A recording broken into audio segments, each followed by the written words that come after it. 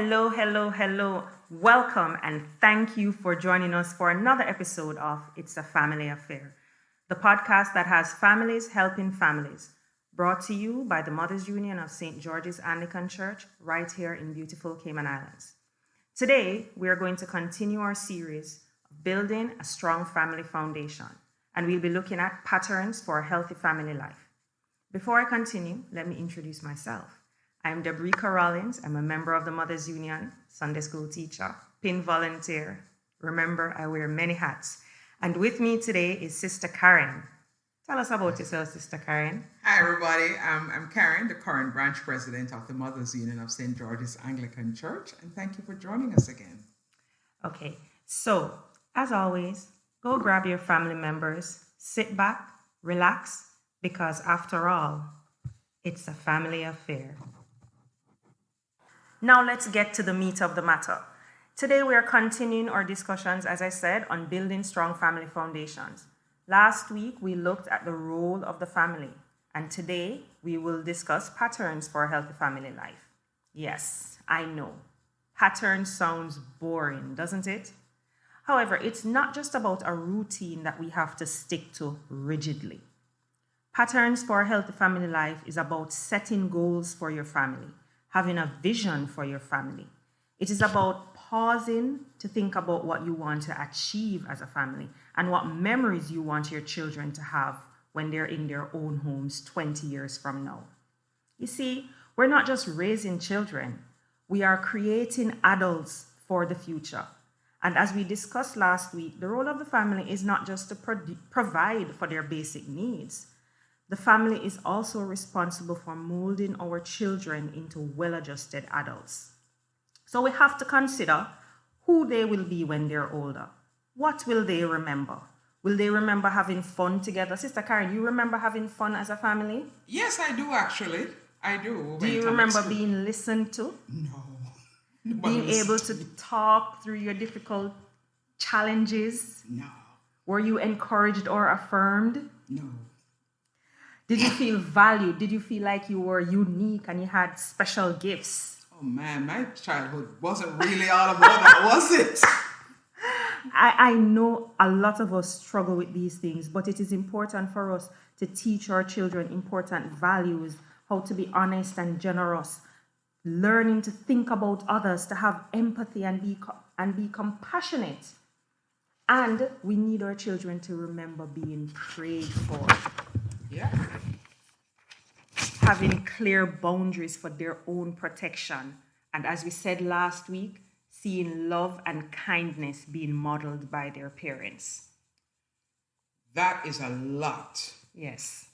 And we know parenting is hard. Nobody, there's no manual. There's no one size fits all. So as we share our tips, we hope that you remember that not everything will apply to your family.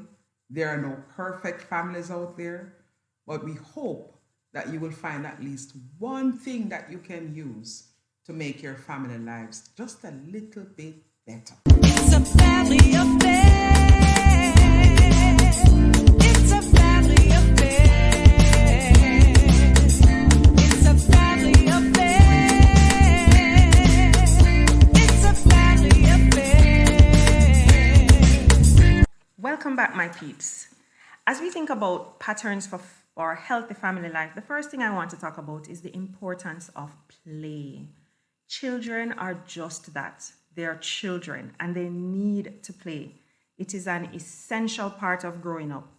It is through playing that they learn certain things and that they actually develop certain specific skills, whether it be their motor skills or even their ability to reason. Really? Playing? Yes. Most of us who grew up in the Caribbean have all heard the words, go take up your book. Oh, God. So are you saying to parents that children should actually play? I wish I had this podcast for my parents as a child. Listen, me too. We used to have bicycle and couldn't ride it. We even wrote a poem about what is the point of having the bike if we can't ride it. But playing is important because it teaches them to use their imagination. It develops their learning skills, and it teaches them to share as they play with others. See, That is probably what I should have told my parents. But that is outside playing. These days, children are all about technology. So, how do parents combat that? And how does that fit into our patterns for a healthy family life?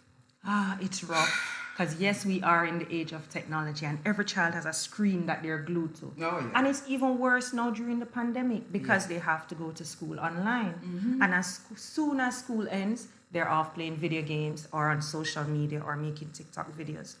But we have to find a way to limit their screen times, allow them to play in-person play, have family playtime, to give their eyes a break from the screen, but also to help them to be more well-rounded. Yes.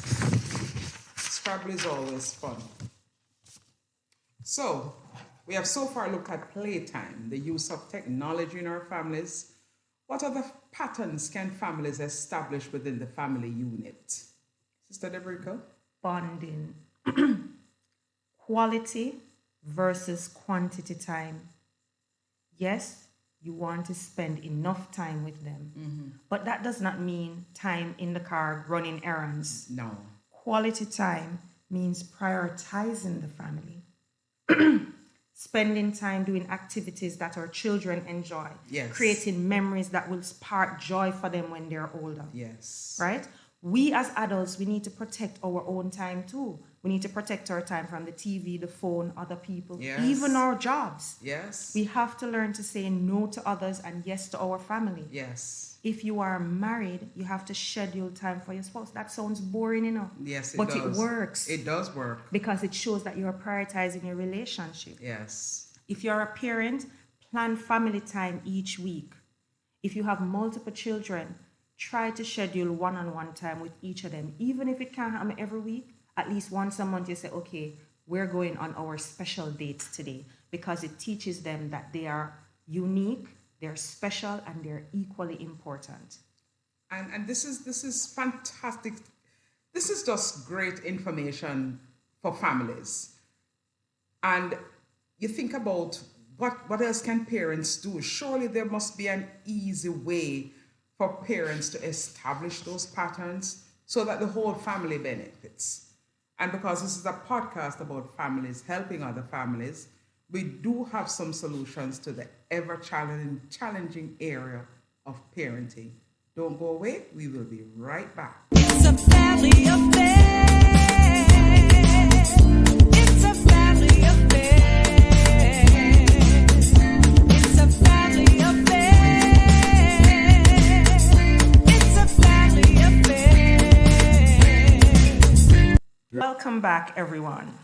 Sister Karen, you ended on such a good note.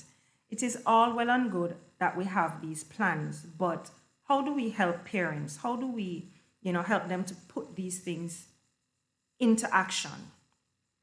This is where the routine comes in. And yes, as I said, routines can be boring, but it is a fact that it brings security and safety, and our children thrive Yes. on routine. Yes. For example, setting regular meal times and providing a healthy diet gives the family an opportunity to be together, but it has so many other benefits. As a matter of fact, there was one study in the US that showed that frequent family meals together resulted in enhanced language development because the children get a chance to express themselves and to tell you about what happened in their day and the things Perfect. that happen, Yes. So their language skills are developed. Yes. It is proven that they have higher academic achievement because Yes. I guess they feel closer to their families and Yes, they don't they- want to disappoint the Hey, parents, there you go. right?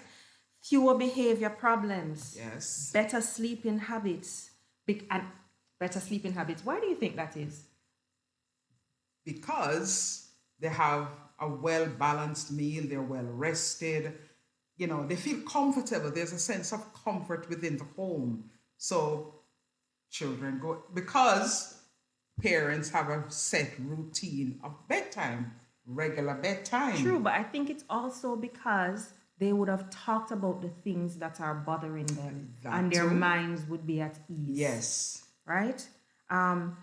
These regular family meals have been proven to reduce sexual risk taking, alcohol and drug use, fewer mental health in children, and scheduling bedtime, as you said, is a part of the routine because our children need enough sleep. Yes, they do. Right? But in addition to scheduled bedtime, it gives you time together again as a Yes. family for story time, prayer time, and it's another opportunity for our children to talk to us and for us to pass on our values and to open that line of communication.